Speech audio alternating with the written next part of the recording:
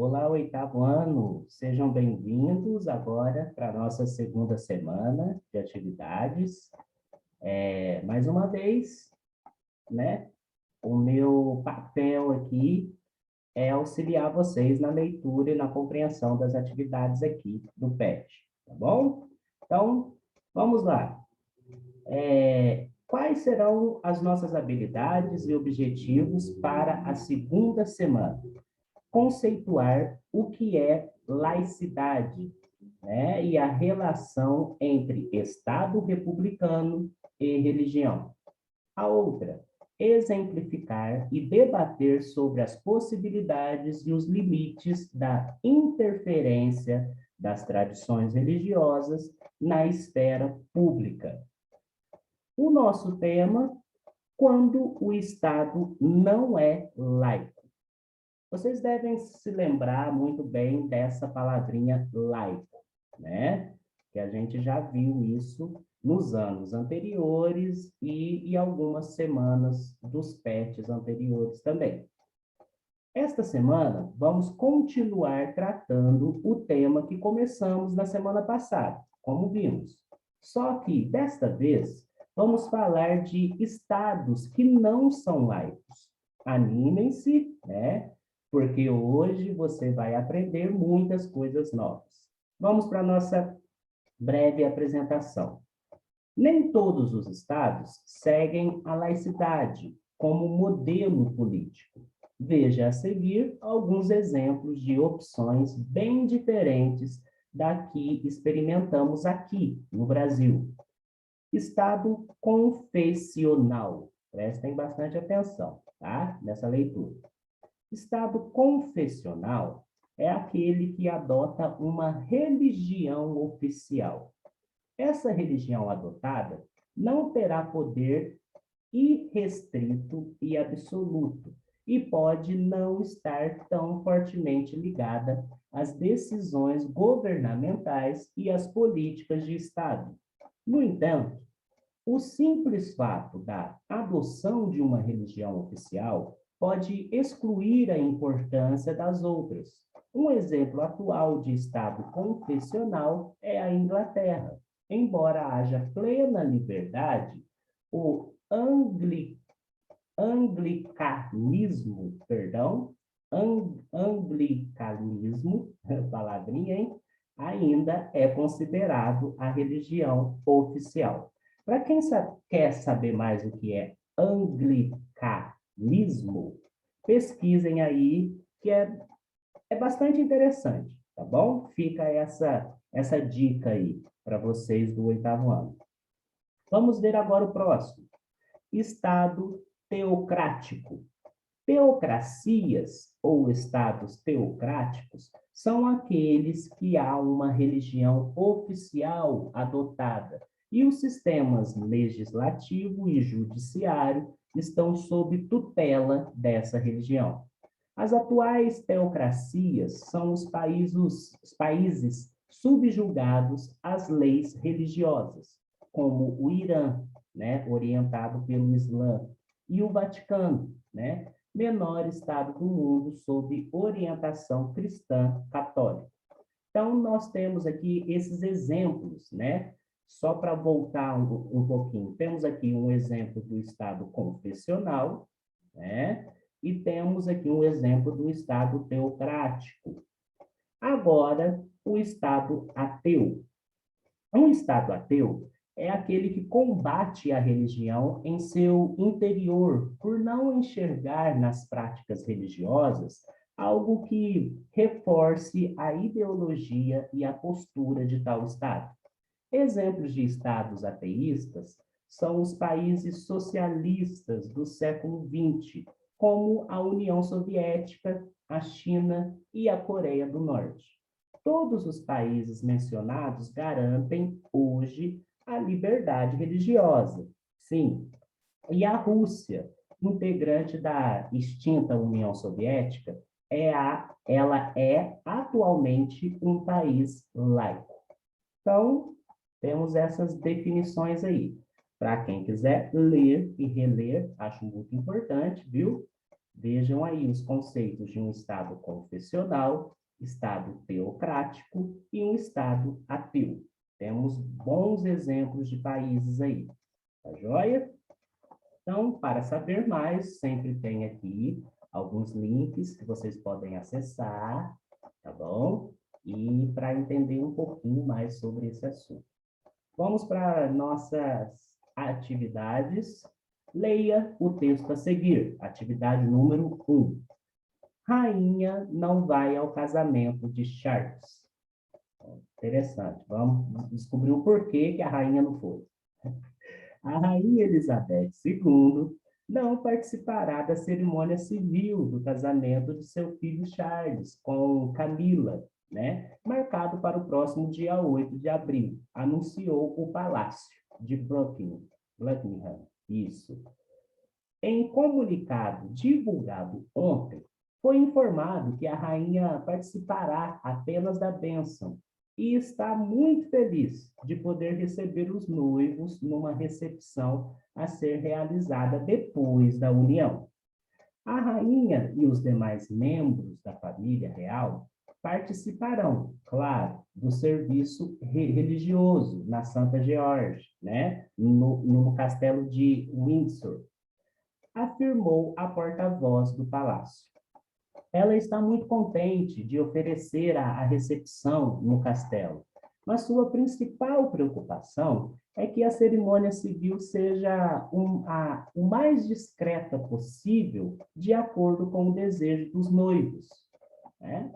A preocupação dela é que a cerimônia foi o mais discreto possível, né?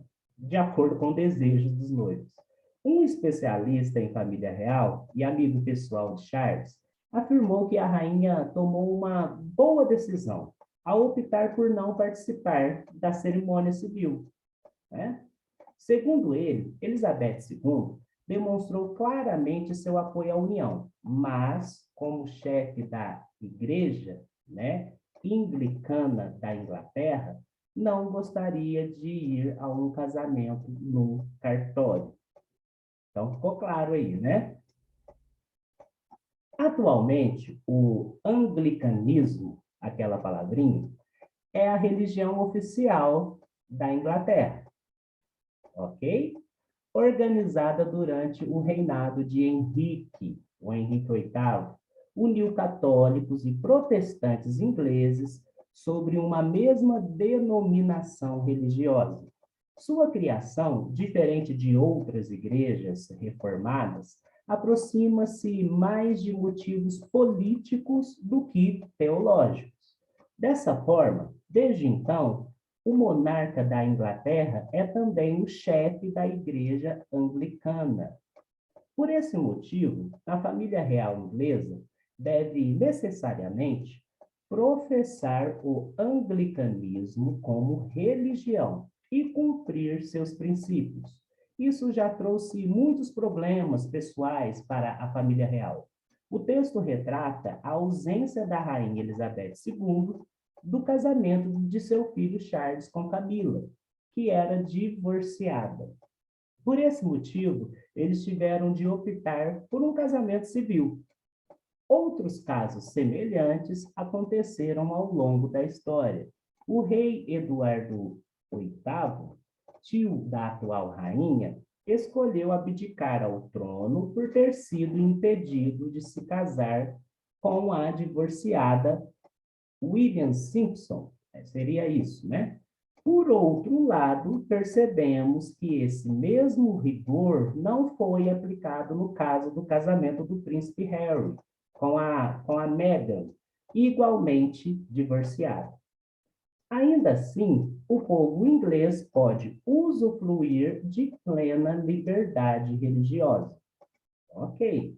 Agora, nós vamos responder as questões a seguir, de acordo com seus conhecimentos sobre laicidade e sua opinião pessoal, claro. Então, vamos lá, gente. Letra A. O Reino Unido é considerado um país confessional, mas com liberdade religiosa. Correto até aí? Você considera essa liberdade verdadeira, tendo em vista as imposições e restrições aplicadas à família real? Eles têm, né? Algumas imposições, como a gente observou nesse texto acima, imposições, restrições, né? São aplicadas realmente à família real, né? Mesmo que eles possam usufruir de plena liberdade religiosa. Então, pensando bem nessa pergunta, responda e justifique a sua resposta, tá? Certo? Você considera essa liberdade verdadeira? Sim ou não? Justifique. B.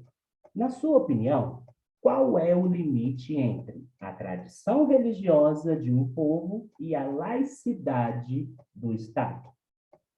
Existe um limite, gente? Vamos pensar aí. Na sua opinião, qual é o limite entre a tradição religiosa de um povo e a laicidade do Estado? Seria um limite aí, vamos colocar o respeito, né? Entre essas diferenças. Então, pensem bem e coloquem a sua opinião aí. Número 2. O cartaz a seguir, este daqui, tá bom?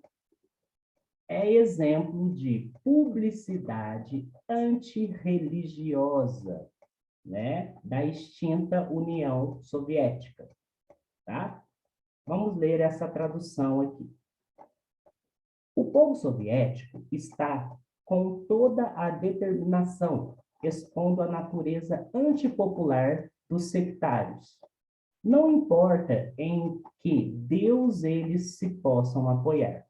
Com motivações próprias, os pregadores sectários e seus assistentes, né, encolhidos em buracos remotos e fétidos, deformam moral e fisicamente as pessoas, afastam-nas da vida profissional e social e corrompem os jovens.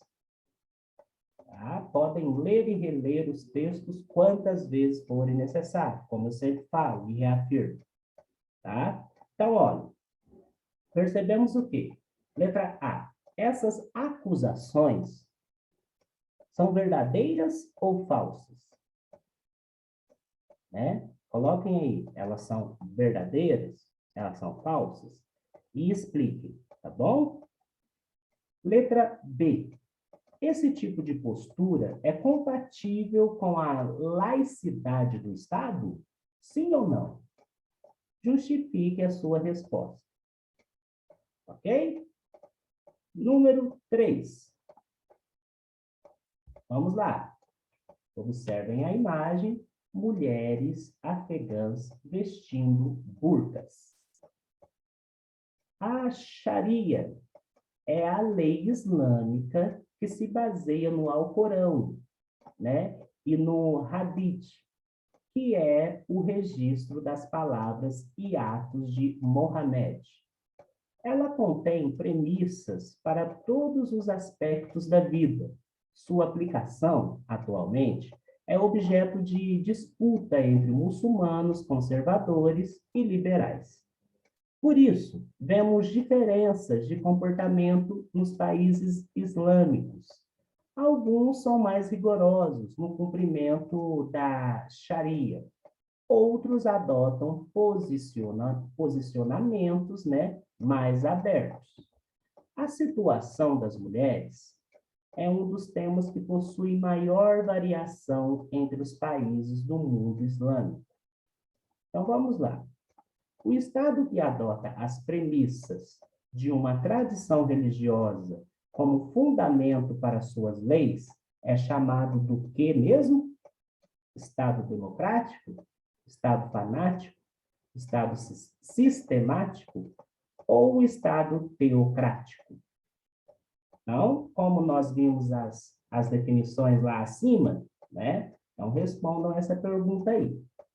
Ok? Bom, essa foi a nossa segunda semana. Nos encontramos, então, na semana 3.